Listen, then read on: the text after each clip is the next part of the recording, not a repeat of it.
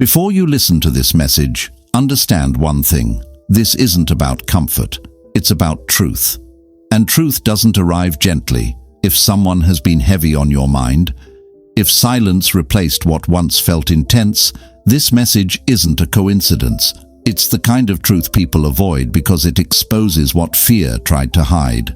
You weren't imagining the connection. You weren't asking for too much. What broke things wasn't lack of love. It was the inability to face it. Some people don't walk away because they stop caring. They walk away because staying would require courage they hadn't yet grown into. So listen carefully, not with expectation, but with awareness. Because once you hear what was never said, you can't unheard it. And this message, it may change how you see the past forever. Chapter 1. The silence wasn't empty. I need you to understand something before you judge the silence. Silence is not always absence. Sometimes it's the loudest proof of emotion struggling to survive. Every time I wanted to speak, fear stepped in first. Not fear of you, but fear of what loving you would demand from me. I watched myself hesitate, choosing distance over honesty, because honesty would have changed everything. You thought I disappeared. The truth is, I stayed, just quietly. I learned your absence by heart. I memorized it. I told myself staying silent was safer than risking a truth I wasn't ready to live up to. Loving you felt like standing at the edge of something real, and I wasn't brave enough to jump. As Blaise Pascal once said, the heart has its reasons which reason knows nothing of.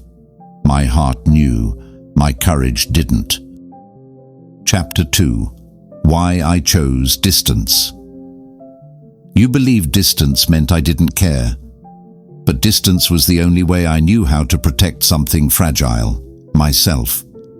I grew up learning that love comes with loss, that closeness eventually demands pain. So when I felt myself falling deeper, I stepped back, not because I wanted to, but because I didn't know how to stay without breaking.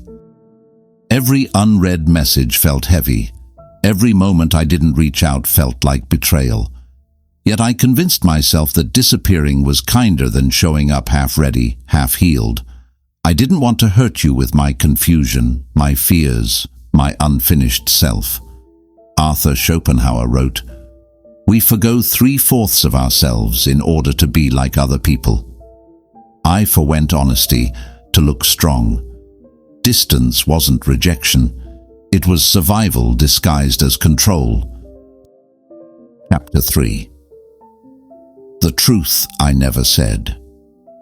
Here's the truth I never trusted you with. I loved you in ways I didn't know how to express.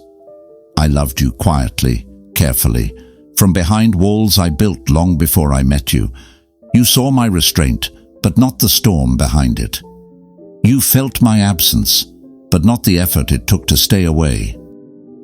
I replayed conversations that never happened. I imagined futures I pretended not to want, and the hardest part wasn't losing you. It was realizing I was the one who walked away first. Fear doesn't scream. It whispers logic until you mistake it for wisdom. Carl Jung said, "Until you make the unconscious conscious, it will direct your life and you will call it fate."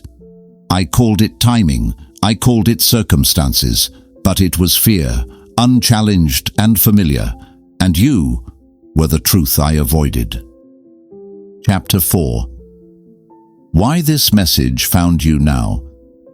This message didn't reach you by accident. It arrives now because you've grown stronger than the version of you who waited in silence, and maybe I've grown too. Enough to admit that love doesn't need perfection, it needs presence. I can't promise clarity fixes everything. I can't promise the truth won't hurt, but I can promise this. What I felt was real. Sometimes people don't come back because they stopped caring. They come back because they finally understand what they lost by running. Whether this message brings closure or curiosity, let it remind you of one thing. You were never unlovable, never too much, never forgotten. As Søren Kierkegaard wrote, life can only be understood backwards, but it must be lived forwards. Now you know what you do next is your power.